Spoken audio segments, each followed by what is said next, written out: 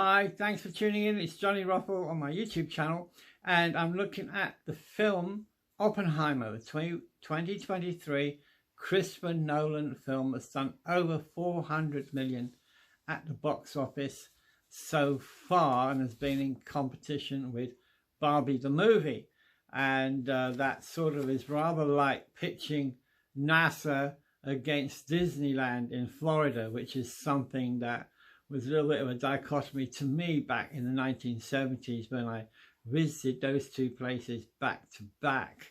And the reason I say that is because Oppenheimer, Christopher Nolan's Oppenheimer, is a typical Hollywood production, high production values. He just overkills so much, but it is a very effective film, and I think for the generation that it's aimed at, I'm getting old, right? For a younger generation, it's got absolutely zero knowledge of World War II or the atomic bomb and its implications, the Cold War, and where we are today in history. They don't have this background of knowledge. They might have had one semester in college or something studying this stuff. And for this younger generation, I think the film is really effective, because the attention span of young people, it seems to be very, very short. Now, for those of you who think that 3 hours is a long time for a movie, I've got a shock for you. But before I tell you what that shock is, I just want to go into a couple of details about the Christopher Nolan film. And first thing is the non-linear narrative and the way it switches from black and white to colour. I found that very choppy, and so I wasn't too happy with that. And also I felt that the characterization, I'm going to be criticized for this, I know, but I felt the characterization wasn't as in depth, as succulent as it could have been. It somehow lacks depth, and I think that's my main criticism of the film, is that it lacks depth. And I think that reflects the audience it was being made for more than Christopher Nolan's work in so many ways. Now, I've got to mention the score. If you love violin music, you're going to love Oppenheimer, Christopher Nolan's Oppenheimer. The violin score, to me, is totally over the top and insane. But I want to go back and quote what a critic has said about Oppenheimer. Bill Carter wrote, "The choppy production technique makes much of the film rather raw." The choppy production technique makes much of the film rather raw. Now, Bill Carter was not talking about the 223 Christopher Nolan film. He was talking about the 1980 BBC WGBH miniseries that aired in 1980 and in America on PBS in 1982. And I don't know what he'd make of Oppenheimer 2023, but there you are. Many of you probably don't realize that the BBC produced this miniseries in 1980, and it was a phenomenal production.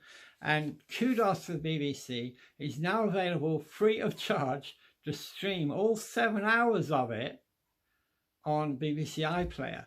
And I've been watching that, and that's one reason why I've waited until now to do this review after seeing Oppenheimer in the cinema a month ago.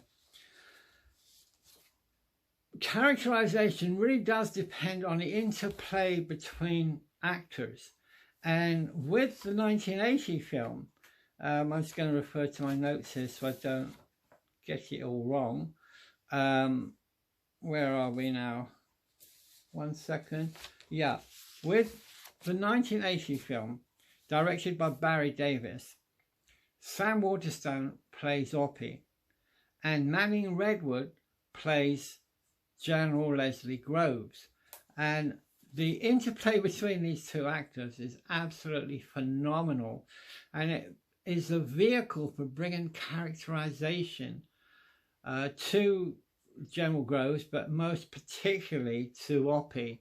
Oppie really comes alive, and I recommend, if you've not ever seen the BBC version, take a look at it. Try to get it on DVD if you can't get it on iPlayer, because it's well worth watching. And you do get the sense that you're actually watching the real Oppenheimer, which is quite weird. And if you look at it, some people have said he's more Oppenheimer than Oppenheimer. Take that any way you want. I want to mention the score on the BBC version. The score was done by Carl Davis. He got a BAFTA award for doing it. And Carl Davis is probably Britain's best musical director for film. He did the Thames Silence in the 1980, where they restored a lot of silent movies and then performed them with a live orchestra. And I was privileged to be at one of those showings where Carl Davis was conducting the orchestra for that, and he's got a phenomenal track record.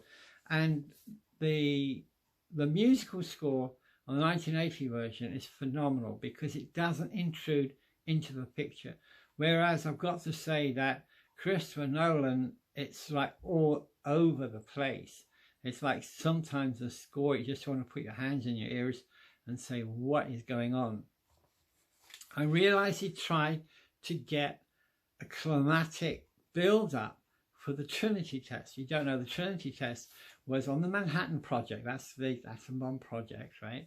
And the Trinity test was the first atomic explosion done in the desert in USA and in New Mexico. And so what Christopher Nolan has done is, with this climactic music, try to build up to this event. Now, what the BBC does is almost diametrically opposite. They use original film footage from the Trinity test site. Not only that, they very cleverly use film footage from Eleanor Gay going over the Hiroshima explosion, and then later they show Nagasaki and the after effects. And they do this as General Groves and Oppie are watching a newsreel, a film of it that's come over from Japan. I think it's been done very, very well that way. Even before seeing the 1980 version, my main criticism of the Christopher Nolan version is that it didn't show any actual footage.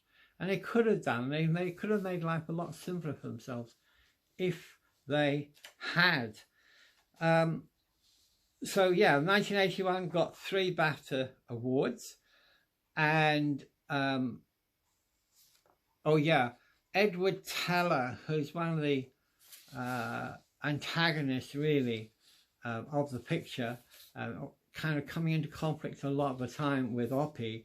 He's played by David Suchet, who is least famous this side of the Atlantic in Britain for his portrayal of Poirot, the French detective, and he does a very, very good job as well. Surprisingly, Christopher Nolan's film, which comes over 40 years after the BBC production, doesn't really have much in the way of new information. We know it's based on the book American Prometheus, and I would have thought that with the release of new documents since 1980, classified documents, that there would have been more that has been revealed, and surprisingly little, to be honest with you.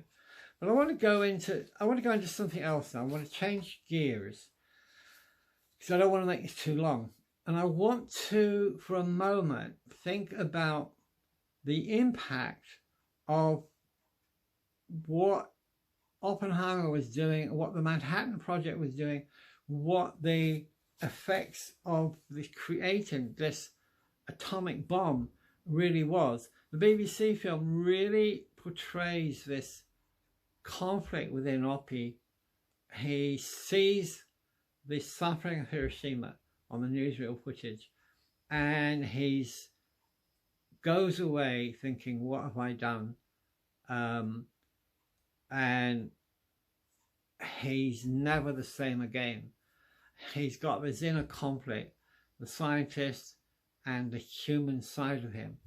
And I think this really brings to light the terror and the awfulness of what as humans we created with the atomic bomb. And looking into both these films, we get a real intimate image. It's almost like we're there with the scientists creating this absolutely awful doomsday weapon of mass destruction. I think the atom bomb was a massive mistake, but it was almost an unstoppable mistake. And it's the way this world is. It's like science and politics just go into a mushroom cloud of deception, goes into a mushroom cloud of destruction. And I think this new emphasis on Oppenheimer here in 2023, whether you watch the 1980 film or the 2023 film, or ideally both, I think it's bringing into focus what's going on in Ukraine, between Russia and Ukraine. It's bringing into focus what's happening in China, in other countries of the world. There are currently 9 nuclear powers in the world with destructive nuclear bombs. And so this is actually the greatest threat to our planet. Talk about climate change. If any of those bombs start going off, you'll really know what climate change is about. And I think that what we have now is we have a global worldwide agenda that is trying to put the mask over our eyes so we're not seeing the true threat to humanity. And that ultimately is the fact that sometimes with the best intentions, the best human intentions in the world, we actually, without a reference to our Creator God, we end up being terribly evil. And this, I think, really comes to the fore in these 2 films. So I'd encourage you, if you haven't seen either, as long as you're an adult, I wouldn't recommend it for children. Watch the film and let it sink in and ask yourself the questions. What have we created? Where is society going? Where is our humanity going? We're at the edge of a precipice. And I wish, when I was watching the 1980 film, more so than the 2023 film, at some points, especially when they're getting ready for the Trinity test, I actually thought I was watching a science fiction film. And I had to almost pinch myself, say, John, this is not a science fiction fantasy of Holocaust. This is a portrayal of what actually happened and what we created as a human race back in the 1940s. And here we are, all these years later, having to still come to terms with the potential of assured mass destruction, nuclear annihilation. If that's a little bit of a sobering thought, maybe it should be. And I think it should shake at least some of us out of our complacency of thinking that everything's fine, my life's fine, I've got my British way of life or my American way of life, whatever it is, and I can just bury my head in the clouds, I can just carry on as usual, when actually it all can be gone in a second of time. Your life and my life can be gone in a second of time. And so I'm encouraging you to think about eternal destiny.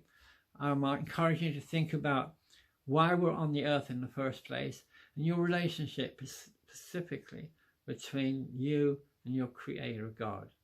Now, I believe that Jesus Christ came to earth and took this evil, this incipient evil that's inbuilt into every human being at birth through the fall, and took it upon the cross where he died, crucified, so that when we put our trust in Jesus Christ, we actually can be released from this old life of sin, of complete, out of control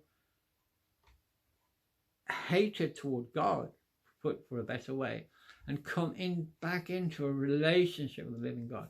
And you might be religious, but you have relationship, because God is calling us not just as a heavenly Father. He wants to be your spiritual Father. And he does this through Jesus Christ, who is our spiritual brother, if we will receive him, hold on to him and cling to him in the power of his resurrection. And that might seem very preachy to you. I make no apologies for it. And this is really my takeaway from both the films. I pray that people will come to understand the importance of returning to God and the centrality of the cross of Jesus Christ, and the fact that even if this world does annihilate itself through nuclear destruction, that Jesus has the last word and he is coming back.